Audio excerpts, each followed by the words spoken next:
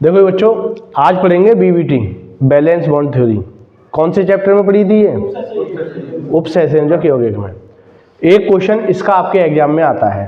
ठीक, वैसे तो इसमें 7-8 पॉइंट हैं, या तो आप पॉइंट याद कर लो, पॉइंट याद हो जाएंगे तो एग्जाम्पल कर लोगे, और अगर एग्जाम्पल करते करते ही पॉइंट भी याद कर सकते हैं तो हम डायरेक्ट एग्जाम्पल करेंगे और उन एग्जाम्पल से ही सीधे काय पे पहुंच जाएंगे। जितने भी पॉइंट हैं वो एग्जाम्पल के थ्रू ही सारे याद हो जाएंगे हमें।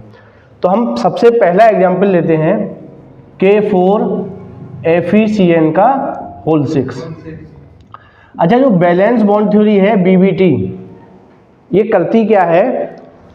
ये लिगेंड है, ये सेंट्रल मेटल है।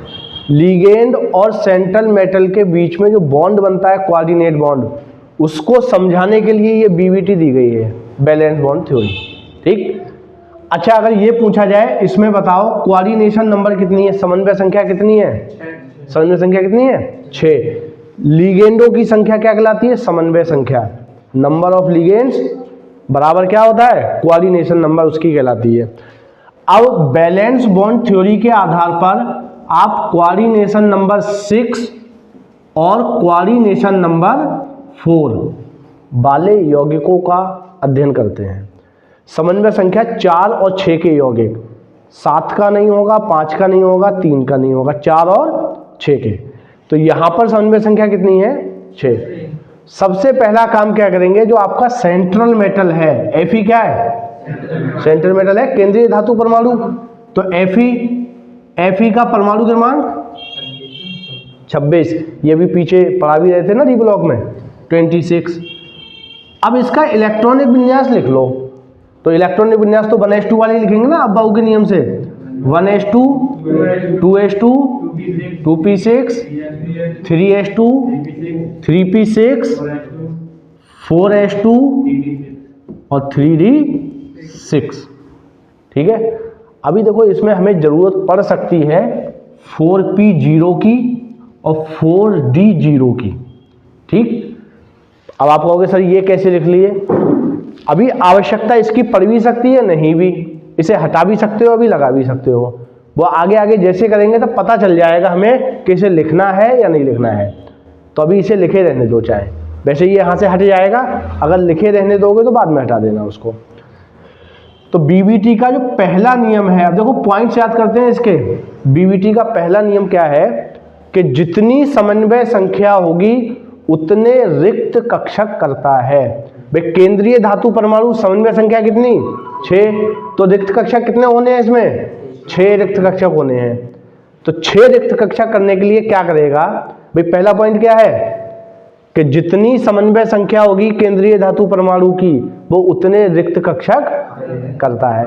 और रिक्त कक्षक करने के लिए क्या करता है?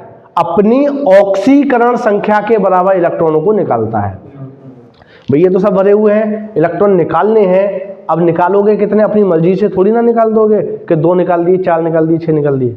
जितनी ऑक्सीकरण संख्या होगी उतने इलेक्ट्रॉन निकालेंगे। तो ऑक्सीकरण संख्या कितनी है बताओ जल्दी से?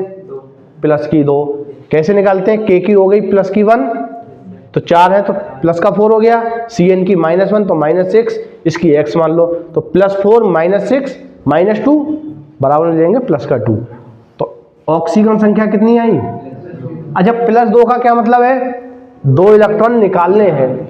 और इलेक्ट्रॉन कहाँ से निकलते हैं? सबसे बाहर वाले कोष से। तो सबसे बाहर वाला कोष कौन सा है आपका बताओ? 1s2, 2s2, 2p6, 3s2, 3p6, 4s2, ये सबसे बाहर है। अब आप कहोगे सर 3d है बाहर? नहीं, कोष देख रहे हैं, पहला कोष, दूसरा कोष, तीसरा कोष, चौथा कोष। तो सबसे बाहर ये इलेक्ट्रॉन यहीं से निकलेंगे। तो 2 इलेक्ट्रॉन है, दोनों निकल गए। तो क्या बचा? 4s0 बचा। और ये क्या है? 3d6, इसे यहां लिख दो। अब 4p0 और 4d0 ऐसे लिख देने दो। अब यहां से स्टार्ट करेंगे। भाई यहां तक तो देखो सारे इलेक्ट्रॉन पूरे भरे हुए हैं, सारे कोष। भाई पहले उपकोष में 2 इलेक्ट्रॉन है, एस में आते हैं 2 हैं, पी में 6 आते हैं, लेकिन यहाँ डी में 10 आते हैं ना टोटल, यहाँ तो 6 हैं। तो ये आपके संकरण में भाग लेंगे। अब देखो क्या लिखेंगे? Fe+2 ये है आपका 3d6। अच्छा डी के कितने कक्षक होते हैं बताओ? डी के 5 कक्षक होते हैं, पांचों कक्षक बना लो। 1 2 3 4 5। इलेक्ट्रॉन कितने हैं? 6। 1 2 3 4 5 और 1 6। फिर है 4s। 4s क्या है? 0 है आपका, तो 4s 0, 4p 0। ठीक, 4d को अब मत लिखो। और क्यों नहीं लिख रहे हैं अभी समझते हैं अगली लाइन में। अब फिर से समझो, बीबीटी का पहला नियम क्या था? जितनी समन्वय संख्या होगी उतने रिक्त कक्षक करने हैं। अच्छा पी के कितने कक्षक होते हैं? 3 होते हैं, 3 बना दो। तो समन्वय संख्या 6 है, 6 रिक्त कक्षक करेगा। रिक्त कक्षक अभी कितने हैं? 4। और रिक्त कक्षक करने के लिए कितने इलेक्ट्रॉन निकलता है?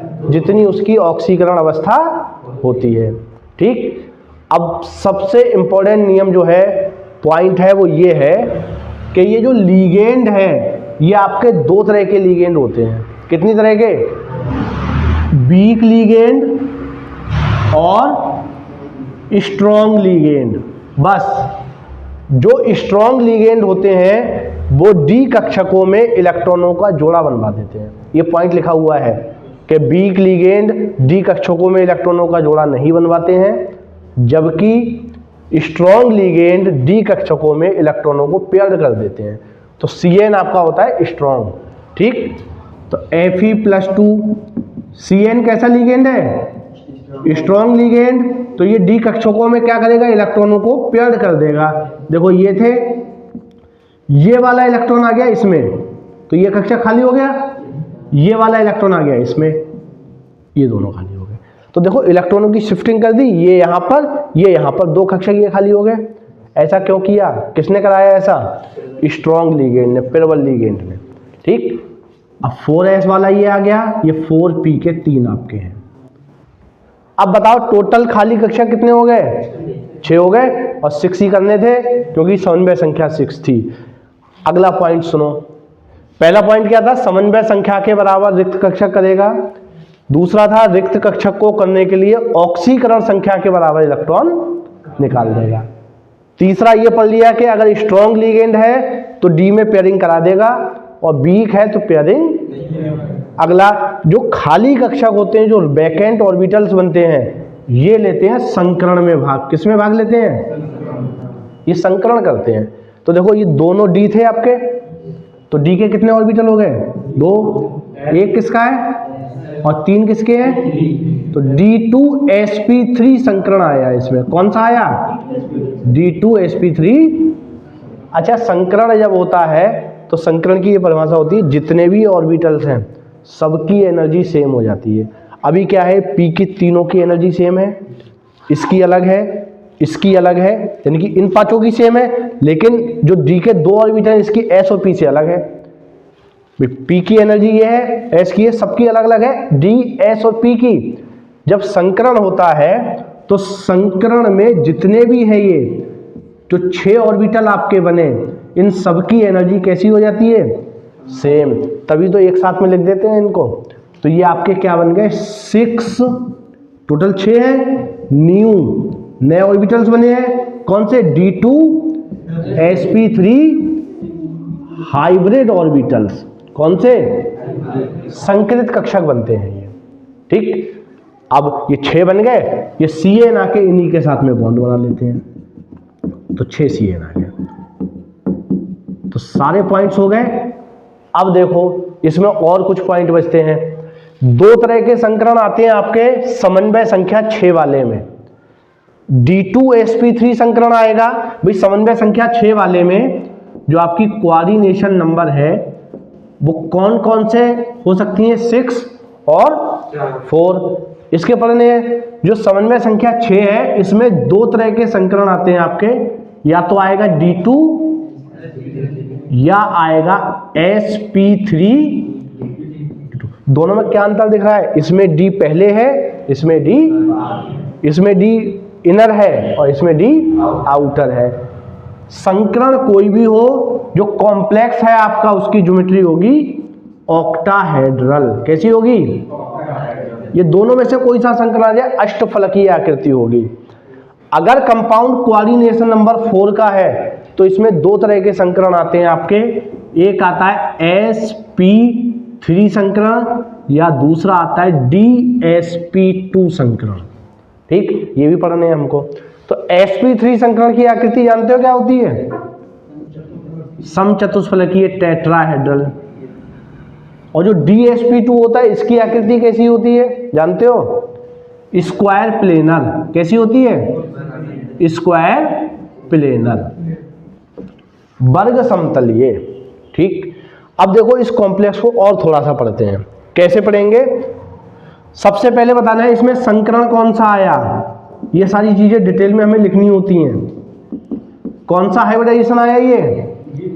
D2sp। अच्छा, D2sp3 में जो कॉम्प्लेक्स है उसकी ज्योमेट्री क्या होती है? ऑक्टाहेड्रल। अच्छा, कॉम्प्लेक्स का टाइप देखना है आपको कि कॉम्प्लेक्स कैसा है। आपके दो तरह के कॉम्प्लेक्स बनते हैं। अगर बाहर वाला D भाग लिया है, बाहर वाले D का मतलब 4D, अगर ये भाग लेता तो होता आउटर D कॉम्प्लेक्स। अब इसमें बाहर वाले D तो भाग लिया नहीं है, अंदर वाला D है ना, अंदर वाले D से ये मतलब है भाई एक D ये है एक ये है, ये लेता तो आउटर और ये है तो इनर, तो ये आपका हो गया inner D complex, inner D complex. ठीक, और क्या लिखते हैं आप? इसमें लिखते हैं मैग्नेटिक करैक्टर इसका कैसा है। मैग्नेटिक करैक्टर, चुंबकीय गुण, ये कल भी बात कर रहे थे डी ब्लॉक जब पढ़ा रहे थे। तो आप देखते हैं इलेक्ट्रॉन्स देखो पेयर्ड है अनपेयर्ड है? पेयर्ड है। जब पेयर्ड होते हैं तो कैसे होते हैं? प्रति चुंबकीय, यानी कि डायामैग्नेटिक। ये डायामैग्नेटिक होगा। सारी चीजें समझ में आई? अच्छा, एक चीज जो यहां बता रहे थे, ये कैसे पता चलेगा बाहर वाला डी अंदर वाला डी? तो इसके लिए बड़ा सिंपल सी चीज आपको ये याद रखनी है, ये लिगेंड देख लो स्ट्रांग है या वीक है। अगर स्ट्रांग होगा तो वो जोड़ा बनवाएगा, अंदर वाले डी खाली होंगे, तो बाहर वाले की जरूरत नहीं है। अगर ये वीक है, अगर मान लो यही वीक होता तो ये वाले खाली होते, तो बाहर वाले की जरूरत पड़ती। तो ये वाला अंदाजा यहां से लग सकता है आपको। अगर स्ट्रांग है तो होगा इनर डी, और वीक लिगेंड है तो होगा आउटर डी। ठीक, तो ये आपका एक एग्जाम्पल हो गया कोऑर्डिनेशन नंबर 6 में। देखो कोऑर्डिनेशन नंबर 6 में कौन सा एग्जाम्पल हो गया? स्ट्रांग लिगेंड वाला। अब इसी में वीक लिगेंड का पढ़ लेते हैं। तो वीक लिगेंड का पढ़ते हैं। देखो बहुत ज्यादा करेक्शन नहीं करना है, इसी से पढ़ लेते हैं, इसी समझ लेते हैं।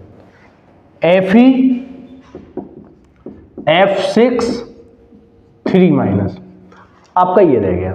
ठीक है, अब इसमें देखो केंद्रीय धातु परमाणु कौन है? Fe। समन्वय संख्या कितनी है? समन्वय संख्या कितनी है? 6। भाई जितने लिगेंड है, लिगेंड 6 है ना, तो समन्वय संख्या 6। तो Fe परमाणु क्रमांक 26, इलेक्ट्रॉनिक विन्यास सेम रहेगा। अब दूसरा नियम क्या था कि इसमें कितने इलेक्ट्रॉन निकालता है? जितनी उसकी ऑक्सीकरण संख्या। कितनी है ऑक्सीकरण संख्या? प्लस की 3, क्योंकि F की होती है -1, तो -6 इधर जाएगा +6, इधर माइनस का 3 पहले से, तो प्लस का 3। तो ये कितने इलेक्ट्रॉन निकालेंगे? 3। और इलेक्ट्रॉन निकलते कहां से? बाहर से। तो 2 इलेक्ट्रॉन तो यहां से निकले, 4s0 हो गया, और 1 इलेक्ट्रॉन डी से निकला, तो 3d5 बचा। बताओ ये वाली बात समझ में आई? ठीक, आगे देखो फिर क्या करते हैं, जो खाली है आपका 3d6 है, ये आ गया। अब यहां पर आपका बचा क्या? 3d5 बचेगा ना, ये 3d5, 1 इलेक्ट्रॉन निकला है यहां से, 3d5। तो 5 इलेक्ट्रॉन करो, 1 2 3 4 5 6, इसे हटा दो। अच्छा, ऐसा कर सकते हो कि पहले 2 इसमें भरो, 2 इसमें भरो, फिर 1 इसमें, फिर 2 खाली नहीं हो जाएंगे ये? क्यों? किसने कहा था ये? ये हुंड का नियम है। हुंड ने कहा था पहले इलेक्ट्रॉनों को एक एक भरो सब में, जब सारे उपकोषों में एक एक आ जाए तब इलेक्ट्रॉनों का पेयर बनाओ। ठीक, तो ये हुंड का नियम है। तो 3d5, 4s0, 4p0, और इधर लिख लेते हैं 4d0। क्योंकि इसमें जो लीगेंड है आपका F, ये कैसा लीगेंड है? Weak legend. अब कहोगे सर ये पता कैसे चलता है स्ट्रॉन्ग है वीक है? इसकी टेबल आपको बनवाई हुई है, बनवाइए कि NH3 स्ट्रॉन्ग है, कार्बोनिल CO स्ट्रॉन्ग है, और वीक वाले में FCl, Br, I, OH ये सब आपके वीक हैं। ठीक, अब देखो ये वीक लीगेंड है, तो वीक लीगेंड क्या करेगा? पेयरिंग कराएगा, जोड़ा बनवाएगा? वीक लीगेंड जोड़ा नहीं बनवाएगा, तो सब में एक एक इलेक्ट्रॉन है, सब में एक एक आ जाएगा। तो ये वाले कक्षक खाली हुए नहीं, कितने खाली करेगा? 6, क्योंकि इसकी समन्वय संख्या 6 है, तो इनसे कोई मतलब नहीं। तो 2 कौन से वाले आएंगे? डी, बाहर वाले डी, ये जो 4D0 है, क्योंकि टोटल हमें 6 चाहिए। 6 क्यों चाहिए होते हैं? क्योंकि समन्वय संख्या 6 है, तो 1 ये, 3 ये, 4 हो गए, 2 ये, तो यहां से यहां तक संकरण हो गया ये। अब बताओ कौन सा संकरण आया? भाई ये 1 S का है, भाई 1 S आ गया, 3 किसके हैं और 2 किसके हैं? तो sp3d2 संकरण। अब ये वाली बात भी समझ में आ गई कि 4D कब लिया जाएगा? जब आपका वीक लिगेंड होगा तब। अब बना दो इसी तरह से, ये भी +3 करना है, तो ये सारे 6 लिख दिए आपने, 6 न्यू sp3d2 हाइब्रिड ऑर्बिटल। ठीक, ये तो बिल्कुल सेम रहा। अब Cn की जगह आप क्या कर दोगे? क्योंकि यहाँ F है, F ही नहीं, F लिगेंड है। अच्छा अब बताओ जरा संकरण कौन सा है? sp3, ये हटा दो। ज्योमेट्री क्या होगी? ऑक्टाहेड्रल अष्टफलकीय। भाई वो तो सेम रहनी है दोनों में, बताया था। कॉम्प्लेक्स कैसा है? Outer D. अब डी ने कौन से भाग लिए हैं? बाहर वाले डी, तो ये हो गया आपका आउटर डी कॉम्प्लेक्स। अच्छा मैग्नेटिक कैरेक्टर कैसा है? अनुचुंबकीय। अब सब अनपेयर्ड है, सारे अनपेयर्ड से मतलब नहीं होता, अगर एक भी अनपेयर्ड है, ये पेयर्ड होते सारे, एक अनपेयर्ड होता तो भी अनुचुंबकीय होता, यानी कि पैरा मैग्नेटिक। कैसा है ये? Para magnetic. अगर बात की जाए कि इसकी ज्योमेट्री बनाएंगे कैसे, तो ज्योमेट्री के लिए सिंपल सी ऑक्टाहेड्रल ज्योमेट्री बना देनी है। सेंटर में क्या है? Fe, और 6 क्या है? ये लिगेंड। एक ये आ गया, दूसरा ये आ गया, तीसरा ये आ गया, चौथा ये आ गया, पांचवा और छठा, इन्हें आपस में जोड़ दो इस तरह से सब। तो ये आपकी ज्योमेट्री बन गई कौन सी? ऑक्टाहेड्रल। ठीक। अच्छा Fe F6 दिख रहा है इसमें, ऊपर 3- है, तो यहां लगा देंगे 3-। इससे पीछे जो एग्जाम्पल पढ़ा था वो पढ़ा था हमने K4 FeCN का होल 6। अच्छा इसमें क्या करना था आपको? अगर इसकी ज्योमेट्री बनाते तो यहां आ जाता K4। ठीक, बिल्कुल सेम रहता Fe, ये सारे कॉर्नर्स पे क्या आ जाता? Cn। क्या आ जाता? Cn बन गई। और एग्जाम में इस वाले को अगर ऐसे पूछेंगे तो भी ऐसे ही करना था जैसे बताया था। अगर इसकी जगह ये लिख देते हैं वो कि FeCN का होल 6 4- इसकी आकृति बताओ बीबीटी के आधार पे, तो भी तो ऐसी करनी थी बिल्कुल। बस K4 का कहीं यूज नहीं होता, बस ज्योमेट्री में आके यहां से ये हट जाता, ऊपर आपका कितना आ जाता? 4-। ठीक है भाई। अब आपका ये बीबीटी के आधार पे हमने क्या पढ़ लिया? समन्वय संख्या 6 वाले यौगिक के एग्जाम्पल, और कल हम पढ़ेंगे समन्वय संख्या 4 वाले के एग्जाम्पल। एक बार जल्दी से रिपीट कर लेते हैं, बीबीटी के पॉइंट्स क्या हैं। पहला पॉइंट क्या है? केंद्रीय धातु परमाणु अपनी समन्वय संख्या के बराबर रिक्त कक्षक खाली करता है। ठीक, जो रिक्त कक्षक होते हैं वो काय में भाग लेते हैं? संकरण में। और संकरण क्या करता है? संकरण इस यौगिक की, उपसहसंयोजक यौगिक की आकृति को डिसाइड करता है। आकृति किसके आधार पर बताते हैं? संकरण के आधार पर बताते हैं। अगला पॉइंट, खाली कक्षक करने के लिए अपनी ऑक्सीकरण संख्या के बराबर इलेक्ट्रॉन निकाल देता है। जितनी ऑक्सीकरण संख्या उतने इलेक्ट्रॉन निकाल देगा। अगर बाहर वाले डी ने भाग लिया है तो कॉम्प्लेक्स कैसा कहलाएगा? आउटर डी कॉम्प्लेक्स, और अगर अंदर वाले डी ने भाग लिया है तो इनर डी कॉम्प्लेक्स। ठीक, और मेन पॉइंट क्या है, अगर ये लिगेंड स्ट्रांग है तो डी वाले में इलेक्ट्रॉनों की पेयरिंग करा देगा, और अगर आपका ये लिगेंड कैसा है, वीक इसकी तरह, तो ये डी में पेयरिंग नहीं कराएगा। ठीक है भाई।